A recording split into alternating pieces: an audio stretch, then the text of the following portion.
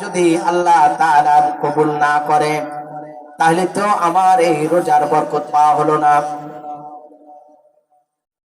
আমি সারা মাস রোজা রেখেছি, রাত্রি জাগরণ করেছি, যদি বিনিময়ে আল্লাহ তাআলা আমাকে কিছুই না দেয়, আমার রোজা যদি কবুল না হয়, আমার ইবাদত যদি কবুল না হয়, আমার তারাবি যদি কবুল না হয়, তাহলে এই মাস তো আমার জন্য বিফল হয়ে যাবে।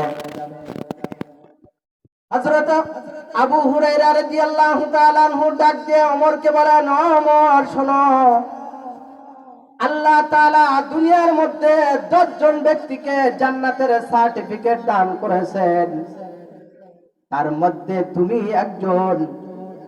দ্বিতীয় নাম্বার ব্যক্তি হচ্ছে তুমি।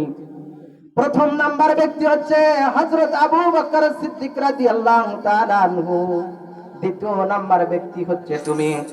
ওমর, তুমি তো জান্নাতি মানুষ, দুনিয়ার মধ্যে জান্নাতের সার্টিফিকেট পেয়ে গেছো, তাহলে কেন তুমি জাহান্নামের ভয় করেছো? ওমর ডাক দিয়ে বললেন, ওগো আবু হুরায়রা শোনো, আল্লাহ তাআলা যেমনি ভাবে ইবাদত কবুল করার কারণে জান্নাতি মানুষ হিসেবে ঘোষিত করতে পারে, ঘোষণা করতে পারে, ওই রব কি পারে না যে আমি আমার একটা গুনাহের কারণে আমাকে জাহান্নামের ফয়সালা করে দিতে পারে না? বললেন যে তা তো পারে।